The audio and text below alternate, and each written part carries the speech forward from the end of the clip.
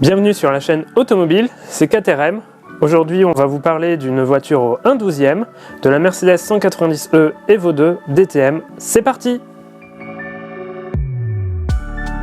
Alors la dernière fois je vous parlais rallye, aujourd'hui je vais vous parler DTM. Pour ceux qui ne savent pas, le DTM c'est le championnat allemand des voitures de tourisme, Deutsche Tourenwagen Meisterschaft. Deutsche Tourenwagen-Meisterschaft.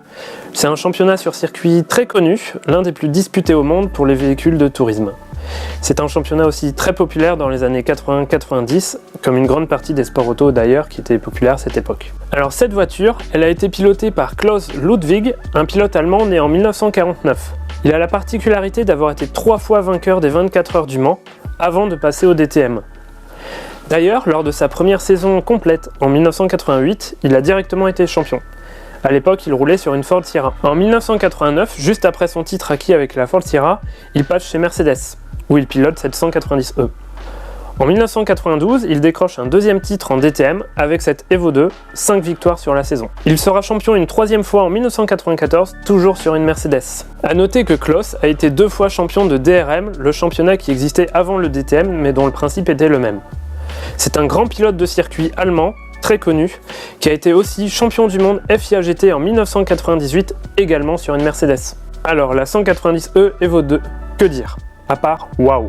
Franchement, regardez ces lignes, regardez cet aileron, ce kit large, franchement, tout est magnifique sur cette voiture. La 190e Evo 2, c'est la version extrême de la Mercedes W201, surnommée Baby Benz.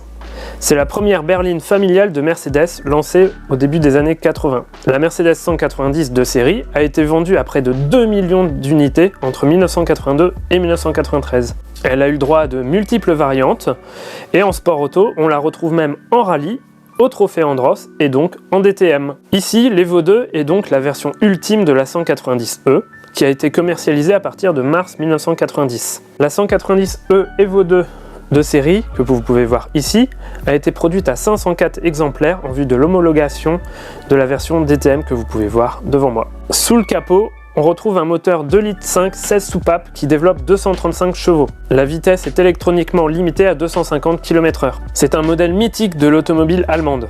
Avec une telle ligne, c'est un modèle aussi qui fait peur, qui pourrait être presque une voiture de méchant. Cette voiture a été préparée par AMG qui d'ailleurs engageait les 190e en DTM, dont celle-ci. La 190e Evo 2 a été la rivale de nombreuses voitures, notamment les BMW E30 comme celle-ci, ou alors les Ford Sierra.